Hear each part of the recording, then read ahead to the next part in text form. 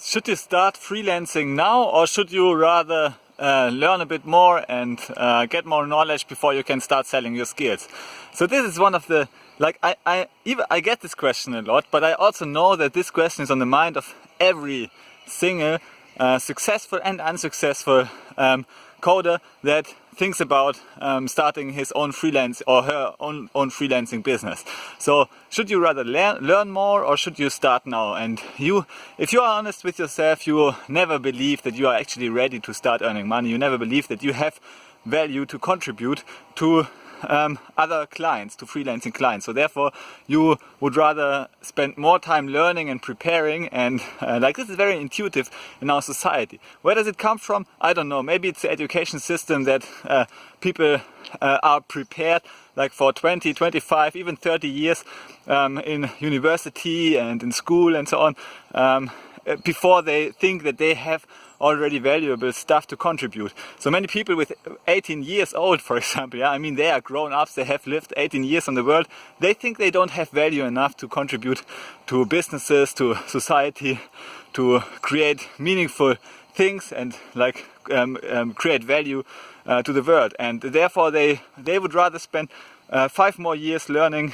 in university, and then if they are done with university, they have finished their first degree, then they think, maybe I need to have a doctoral degree and a postdoctoral degree and so on. So they never feel ready. So no matter your educational level you have reached, you will never feel ready actually delivering value to society.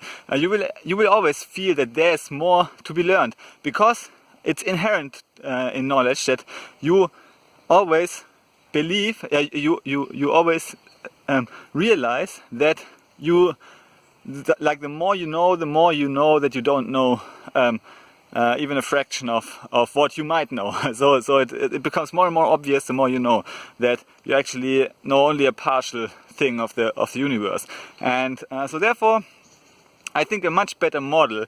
And most people don't get this. They understand it. They find it logical. If I'm telling you, you probably will agree immediately.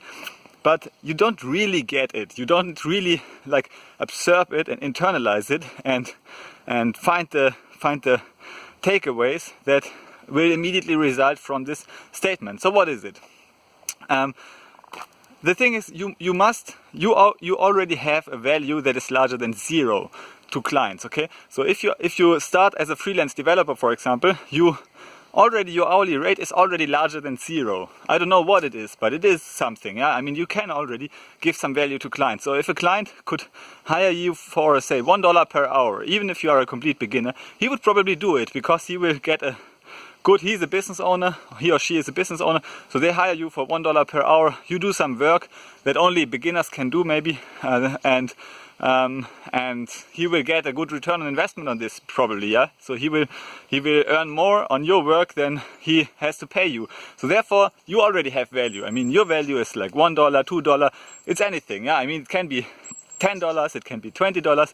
So you have any starting point, but the starting point in value per hour that you can deliver to clients as a freelance developer. So now we are only looking at, say, one niche, like freelance developing. Even there, would you hire as a client a freelance developer for 1 cent per hour, even if he is a complete beginner? Sure you will, because you will just, even if it takes him 10 hours, you would just pay 10 cents. So therefore, every developer under the sun, no matter the skill level, already has an hourly value. And you should consider this. You should consider that you have an actual value to contribute to clients, no matter your current level. So you should just select any start value, actually, that you feel comfortable with, and then commit on the path to learning and improving your hourly rate by doing practical works for clients. This is the best way to improve. If you want to improve your chess game, then you better play chess a lot of times. You better play in practical chess games. If you want to improve your golf game, then better you are out there practicing golf every day. So if you want to become a more successful freelance developer, earning a higher hourly rate, which is, I would say, one of the key success metrics for a freelance developer, then you better be out there on a freelancing platform doing the work, doing the stuff, taking the action and improving, actually increasing your hourly rate. This is like the key thing you must do to increase it. So you just go out there, no matter your current skill level, even if you are a complete beginner, you go out there today, now, create an account at Fiverr or Upwork or try TopTile and check out my Freelancer course. There I also give you, I even give you the first client if you check out my Freelancer course. I will be your first client. So you can do some work for Finxter. I don't know, write an article for Finxter that gives some value to the other Finxters also.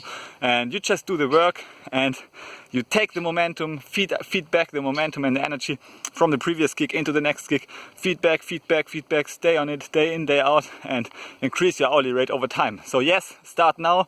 You already have it in you, no matter your current skill level. It's just about the path you take and the actions you take on a daily basis. So do it now, take the first step now and put yourself on the road to incremental improvement until you reach average earnings level of $51 per hour. You will cross it, you will realize, okay, I can be even more than average if I take action on a daily basis. You will take this $51, $61, $70 per hour level, and you will just improve and improve over time, because most people never take action. And if you take action in today's world, you have all the advantages on your side.